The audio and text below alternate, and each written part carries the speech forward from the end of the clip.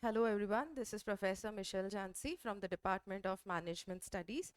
Today we are going to discuss on the most important topic of the HR specialization or the performance management, which is the syllabus of semester 5.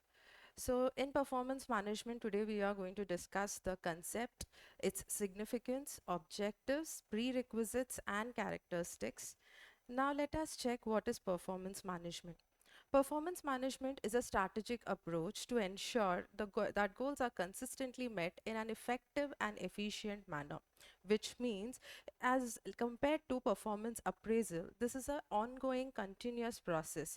This helps in analyzing whether the individual employee's objective is in line with organizational objective, and it also helps in analyzing whether it is helping in achieving the organizational objective effectively. It's not just about appraisal, it encompasses the entire cycle from planning and goal setting, monitoring performances, developing the capacity to perform, rating performance, and rewarding good performance, which in turn means it as compared to again performance appraisal, performance management process is a cyclic process which starts from planning of the objectives along with the employees and the immediate superiors, and then setting goals to achieve them, and then it performances is monitored by the immediate superiors, and they constantly help in developing the capacity of the employees to perform in a better manner, and this is also linked with rating of performance and rewarding of good performers. This approach emphasizes the importance of alignment between individual objective and the strategic objective of the organization, thus fostering a culture of continuous improvement and personal development. Though this process is not directly linked with compensation, but this process helps in career growth and development of individual, as this process helps in monitoring the performances of individuals on an ongoing and continuous basis, and as regular feedback is provided by the immediate superior, this helps them in continuous improvement and thus gaining personal development. Now let us see the significance of performance management. The first significance is improved productivity. So when we talk about productivity, we are not only concerned about the organizational productivity, but it also in turn helps in increasing the efficiency and capabilities of employee as their performances are monitored by their immediate superiors on a regular basis, and feedback is being provided to them on a regular basis. When I say regular basis, it could be on a weekly basis, it could be on a monthly basis, and thus according to the feedback received, they can work on improving their performances. Second is enhanced quality of work. The organization which is encouraging performance management, we could see the quality of work is improvised, as both the organizational goal as well as the individual goal could be achieved simultaneously. The third significance is increased employee engagement. And as we can see in today's competitive market, as employees are not only happy with the compensation that they get, what they expect from organization is balanced work life, and they have been involved in decision making processes. So during performance management, the immediate superiors not only assigning roles and responsibilities to them, but also they are discussing with them the objective, and the objective is set together, and therefore the engagement of employees is into the business processes, starting from planning of the process till the accomplishment of it. So therefore there is an increased engagement which motivates the employees. The next significance is better decision making, as the decision is not only concerned about the top management here, as employees are also being involved in decision making processes. The sense of belongingness can be observed, and therefore not only for the organizational processes but for individual also, a better decision could be taken with regards to their career growth and development. And then when we say strategic alignment, it means here in performance management processes, it is making the employees self-empowered, as they can align their strategies, their personal strategies, their career strategies in line with the organizational goals. Now let us talk about the objectives of performance management. So here are some of the objectives. The first one is defining organizational goals and objectives. First and foremost, if an effective performance management process has to be undertaken in an organization, it is the role of the immediate superior that they have to clarify the roles and the responsibilities to the employees, and see to it whether they have understood it in a better manner. If there is a clarity as to what they are expected, what they are being expected, then only the employees would be able to work in alignment with the organizational goals and objectives. The second objective is clarifying expectations for employees and managers. Here in performance management, the role of manager is also significant. Manager has to be well trained as to how they have to perform the or undertake the performance management process.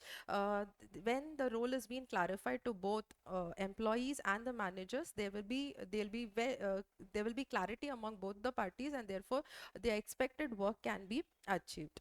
Next is setting performance standards. Again, employees have to be even briefed about under what criteria or under what benchmarking their performances will be evaluated, and as regular feedback is provided to them on a weekly or a monthly basis, that will help them to cope up as to the wherever they are lacking. The fourth objective is facilitating worker training and development of new job skills. Again, it is very important whenever an organization is adopting any new technology or upgrading its production process or any other functional processes, it is important for the organization to train the employees about the new upgradation that has been adopted by the organization, and after training only they can be evaluated. And next is identifying barriers to achieving organizational goals. Again, it is a role of the immediate superior. When I say immediate superior, it could be the team leader, the supervisor, the manager, or even the HR has to identify the the barriers that is or hindrances the employees are facing in achieving the organizational goal, and has to be communicated and clarified to them, and if required proper training has to also be provided to them.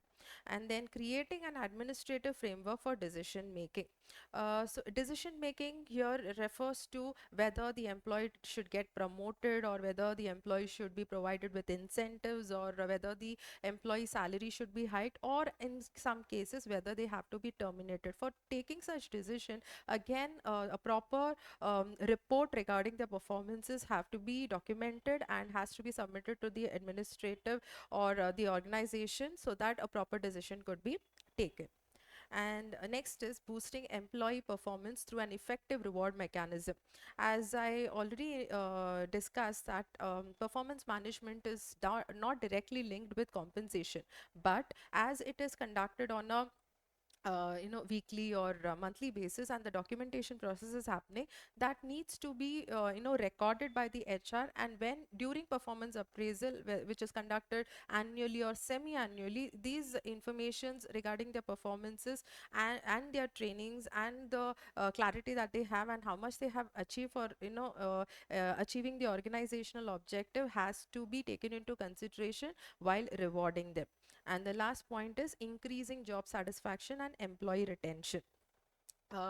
When effective performance management system is being followed by the organization, wherein employee feels that they have been considered, they have been trained well, and the performances has been properly evaluated in a fair manner and documented, and that is going to directly get linked with compensation, that gives a job satisfaction, and this in turn will help in retaining the employees. Now let us see the prerequisites of performance management. For an effective performance management system in an organization, transparency is very important. The system that is followed by the immediate superiors in terms of planning, reviewing, monitoring, rewarding, that needs to be openly communicated to the employees.